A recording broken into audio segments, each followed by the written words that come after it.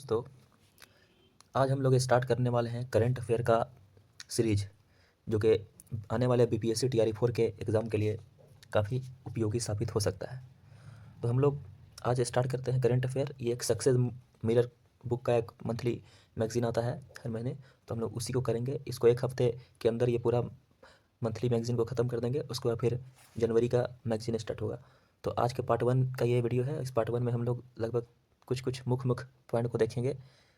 और आइए हम लोग आगे स्टार्ट करते हैं। और पहला है समसामयिकी घटना संग्रह। ठीक है, तो इसमें हम लोग वन लाइनर के तरह टॉप 35 क्वेश्चन देखेंगे, जो कि इसी साल का है। और ये सब स्टैटिक जीके के पोर्शन के तहत आप इसको देख सकते हैं, तो ये काफ़ी इम्पोर्टेंट है। तो आइए हम लोग स्टार्ट करते हैं। यहाँ से पहला तो वन में है, हाल ही में विश्व स्वास्थ्य संगठन की घोषणा के अनुसार कौन सा देश आंखों की बीमारी ट्रैकोमा मुक्त घोषित हुआ है? तो यह है भारत। देखिए उत्तर में लिखा हुआ है भारत, देख सकते हैं आप लोग। भारत सबसे वन में है। उसके बाद है 2 में, देखिए राष्ट्रीय खेलों में विंटर गेम्स शामिल करने वाला पहला राज्य बना उत्तराखंड। तो उत्तराखंड जो है वो राष्ट्रीय खेलों में विंटर गेम्स शामिल करने वाला पहला राज्य बना है। वैज्ञानिक डेविड बेकर, जॉन जंपर और डेमिस हसाबीस को किस किस क्षेत्र में नोबेल पुरस्कार 2024 दिए जाने की घोषणा की गई? डेविड बेकर, जॉन जंपर और डेमिस हसाबीस को किस क्षेत्र में नोबेल पुरस्कार 2024 दिए जाने की घोषणा की गई? तो ये था रसायन के क्षेत्र में। हाल ही में भारतीय महिला टीम के ने एशियाई टेबल टेनिस चैंपियनशिप में कौन सा पदक जीता? तो कांस्य पदक जीता। श्रीलंका की नई प्रधानमंत्री किसे बनाया गया? तो यह है हरिनी अमरसूरिया। हरनी हरिनी अमरसूरिया श्रीलंका के नए प्रधानमंत्री हैं, हरिनी अमरसूरिया। इस बार भौतिक में नोबेल पुरस्कार 2024 किसे दिए जाने की घोषणा की गई है? तो यह है जॉन जे हॉपफील्ड और जेफरी ई हिंटन। नाम है जॉन जे हॉपफील्ड और जेफरी ई हिंटन। दीपा कर्माकर ने हाल ही में किस खेल से संन्यास लिया है? तो ये जिम्नास्टिक में से संन्यास ली है। हाल ही में किस राज्य सरकार द्वारा छात्रों के लिए निजुत मोइना योजना शुरू की है? निजुत मोइना शुरू की है, तो ये असम सरकार है। 2024 में चिकित्सा के क्षेत्र में नोबेल पुरस्कार किन वैज्ञानिकों को दिए जाने की घोषणा की गई? तो ये था अमेरिकी वैज्ञानिक विक्टर एम्ब्रोस और गैरी रूकुन। ठीक है। वायुसेना के अगले उप प्रमुख नियुक्त हुए हैं एसपी धारकर। पावर लिफ्टिंग में राष्ट्रीय स्तर पर पदक जीतने वाले पहली महिला आईपीएस अधिकारी बनी है अनीता रॉय। पावर लिफ्टिंग में राष्ट्रीय स्तर पर पदक जीतने वाली पहली महिला आईपीएस बनी है, तो यह है अनीता रॉय। हाल ही में किस टीम ने ईरानी कप 2024 का खिताब जीता है? ईरानी कप 2024 का खिताब, तो यह है उत्तर मुंबई। ठीक है। केंद्र सरकार ने न्यूनतम मजदूरी दर को बढ़ाकर किया है कितना? तो ये लगभग किया है 1035 प्रतिदिन। केंद्र सरकार ने न्यूनतम मजदूरी दर को बढ़ाकर 1035 प्रतिदिन किया है। हाल ही में बिना ऑक्सीजन के 8000 मीटर से अधिक ऊंची सभी 14 चोटियों पर चढ़ने वाले पहले नेपाली पर्वतरोही बने, तो ये है मिगमा जी शेरपा। मिगमा जी शेरपा।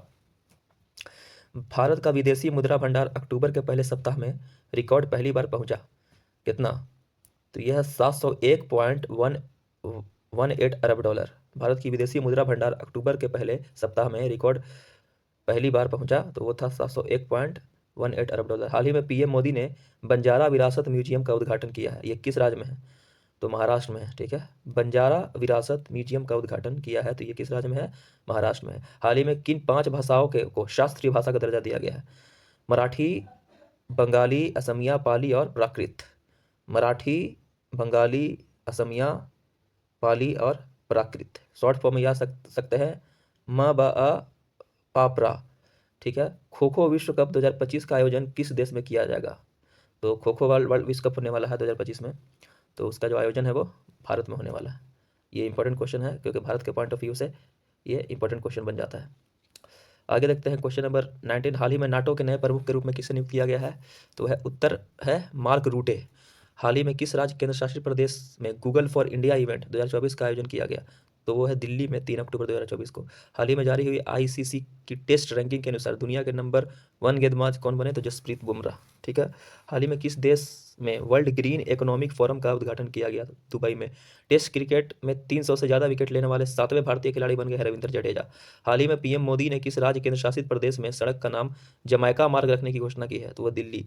हाल ही में केंद्र सरकार ने भारत के क्रूज पर्यटन को बढ़ावा देने के लिए किस मिशन की शुरुआत की है? तो क्रूज भारत मिशन। सशस्त्र बल चिकित्सा सेवा AFMS की पहली महिला महानिदेशक बनी है आरती सरीन। सैन्य अभ्यास काजिंद किन 2 देशों के बीच संपन्न होने वाला वार्षिक युद्ध अभ्यास है। मतलब कि 2 ठो देश के बीच में ये एक युद्ध अभ्यास होता है, तो ये काजिंद के नाम से जाना जाता है। तो ये है काजिंद को हम लोग अगर इंग्लिश में लिखेंगे तो लिखाएगा काज प्लस हिंद इंड काज प्लस इंड। तक काज KAZ के से कजाकिस्तान और इंड से इंडिया। तो उस हिसाब से आप याद कर सकते हैं काजिंद मतलब भारत और कजाकिस्तान। हाल ही में इंद्रसेन रेड्डी नल्लू ने किस राज्य के राज्यपाल के रूप में शपथ ली है? तो वह मिजोरम। हाल ही में अभिनेता मिथुन चक्रवर्ती को कौन से पुरस्कार से राष्ट्रपति द्रौपदी मुर्मू द्वारा सम्मानित किया गया? तो यह है दादा साहेब फाल्के पुरस्कार। ठीक है। आईफा अवार्ड 2024 में बेस्ट फिल्म और बेस्ट एक्टर के पुरस्कार से किसे सम्मानित किया गया है? तो बेस्ट फिल्म है एनिमल और बेस्ट एक्टर का पुरस्कार शाहरुख खान को फिल्म जवान के लिए मिला है आईफा अवार्ड में। ठीक है। बेस्ट फिल्म एनिमल और best actor Shahrukh Khan for जवान। आलिम डार ने अंतर्राष्ट्रीय अंपायरिंग से संन्यास लिया। वे किस देश के से संबंधित थे? तो वो पाकिस्तान से थे। इंडियन न्यूज़पेपर सोसाइटी के नए प्रेसिडेंट चुने गए हैं MV श्रेयस कुमार। हाल ही में हेलेन तूफान ने किस देश की में तबाही मचाई? तो अमेरिका में। तमिलनाडु के उप मुख्यमंत्री नियुक्त हुए हैं तो उदयनिधि स्टैलिन। ठीक है। उदयनिधि स्टैलिन ने। ठीक है। तमिलनाडु के उप मुख्यमंत्री नियुक्त हुए हैं उदयनिधि स्टैलिन। जापान के अगले प्रधानमंत्री नियुक्त हुए हैं तो ये हैं शिगेरू इशिबा। तो ये था टॉप 35 क्वेश्चंस समसामयिकी घटना संग्रह। अब हम लोग आगे देखते हैं कुछ चर्चित व्यक्ति या निर्वाचन और नियुक्तियां जो नियुक्त किए गए हैं डिफरेंट पोस्ट पे। तो हम लोग जो टिक लगा हुआ है वो इंपॉर्टेंट है और वही हम लोग पढ़ेंगे। तो ठीक है, पहला हम लोग टिक लगा हुआ है ये है मार्क रूटे नीदरलैंड के पूर्व प्रधानमंत्री मार्क रूटे 1 अक्टूबर 2024 को जेंस स्टोल्टेनबर्ग के उत्तराधिकारी के रूप में नाटो के महासचिव बने हैं। ब्रुसेल्स में हेड ओवर समारोह के दौरान रूटो ने नाटो की सुरक्षा को मजबूत करके यूक्रेन के लिए समर्थन बढ़ाने और वैश्विक साझेदारी को बढ़ाने पर जोर दिया है। अब आते हैं अविरल जैन की बात करते हैं। अविरल जैन एक शख्स है, तो इनके बारे में देखते हैं कि भारतीय रिजर्व बैंक के ने 4 अक्टूबर 2024 को अविरल जैन को एग्जीक्यूटिव डायरेक्टर के रूप में नियुक्त किया है। ठीक है। एग्जीक्यूटिव डायरेक्टर बनने से पहले अविरल जैन महाराष्ट्र के क्षेत्रीय डायरेक्टर के रूप में कार्य करते हैं। बाकी चीज़ इनमें इंपॉर्टेंट नहीं है। अब देखिए शिगेरू इशिबा के बारे में अभी हम लोग समसामयिकी में भी पढ़े थे। तो शिगेरू इशिबा जो है जापान में रक्षा मंत्री रह चुके शिगेरू इशिबा अब देश के नए प्रधानमंत्री बन गए हैं। 27 सितंबर 2024 को लिबरल डेमोक्रेटिक पार्टी LDP के चुनाव में उन्होंने जीत दर्ज की। उन्होंने 1 अक्टूबर 2024 को संसद सत्र की शुरुआत के साथ पद संभाल लिया था। तो इसमें इंपॉर्टेंट यही पूछेगा कि पहली बात पूछेगा कि शिगेरू इशिबा जो है वो कहाँ की प्रधानमंत्री बनी है? तो वो जापान की प्रधानमंत्री बनी है। अगर थोड़ा सा क्वेश्चन को टफ करना चाहेगा तो वो पूछ देगा कि जो शिगेरू इशिबा जो है जो कि जापान के प्रधानमंत्री बना है तो कौन से पार्टी से नियुक्त हुई थी? तो वो था लिबरल डेमोक्रेटिक पार्टी LDP। ठीक है। अब आते हैं नेक्स्ट क्लाउडिया शिनबाम। ठीक है। तो क्लाउडिया शिनबाम ने 1 अक्टूबर 2024 को एड्रेस मैनुअल लोपेज और बेडोर के बाद मैक्सिको की पहली महिला राष्ट्रपति के रूप में शपथ ली है। ठीक है। एड्रेस मैनुअल लोपेज और बोडोर के बाद मैक्सिको की पहली राष्ट्रपति के रूप में शपथ ली है। चूँकि मैक्सिको की ये पहली राष्ट्रपति है तो इसलिए ये इंपॉर्टेंट हो जाता है पढ़ने के लिए। ठीक है। महिला राष्ट्रपति है इसलिए, इससे पहले महिला कोई राष्ट्रपति नहीं थी। हालांकि इसमें बोल रहा है कि एड्रेस मैनुअल लोपेज और बेडोर के बाद मैक्सिको की पहली राष्ट्रपति के रूप में शपथ ली है महिला राष्ट्रपति के रूप में। तो हो सकता है कि इनके बाद ये पहली होंगी, तो उस हिसाब से ध्यान में रखिएगा। अगर ये महिला होंगी तो फिर ये पहले हो जाएंगे एड्रेस मैनुअल जो है। आगे अब हम लोग देखते हैं एयर मार्शल अमरप्रीत सिंह को 21 सितंबर 2024 को अगला वायुसेना प्रमुख एयर चीफ मार्शल नियुक्त किया गया है। उन्होंने 30 सितंबर को सेवानिवृत्त एयर चीफ मार्शल विवेक चौधरी का स्थान ग्रहण किया है। यानी इससे पहले कौन थे? तो विवेक चौधरी थे, ये भी याद करिएगा। आइए अजय जडेजा के बारे में पढ़ लेते हैं, कुछ इंपॉर्टेंट है। गुजरात के जामनगर के मशहूर नवानगर रियासत के महाराजा शत्रुशल सिंह ने 12 अक्टूबर 2024 को अपने भतीजे और पूर्व क्रिकेटर अजय जडेजा को सिंहासन का चिकित्सा उत्तराधिकारी घोषित किया। 53 वर्षीय अजय जामनगर राज घराने के वंशज हैं। जडेजा ने 1992 से 2000 के बीच में भारत के लिए 196 वनडे और 12 टेस्ट मैच खेले। वनडे में 179 पारियों में लगभग 37.47 की औसत से उन्होंने 5359 रन बनाए और टेस्ट मैच की 24 पारियों में 26.18 की औसत से 576 रन बनाए थे। तो ये एक लास्ट है, ये है विजय किशोर रहाटकर। ठीक है, विजय किशोर रहाटकर, इनके बारे में पढ़ लेते हैं, ये एक इम्पोर्टेंट हो गई। और एक और है, ये है यह है अनुराग कुमार दिसनायके। अनुराग कुमार दिसनायके की बात करते हैं तो अनुराग कुमार दिसनायके ने 23 सितंबर 2024 को श्रीलंका के 10वें राष्ट्रपति बने। बस यही इंपॉर्टेंट है। अब यहाँ पे आते हैं विजया किशोर रहाटकर।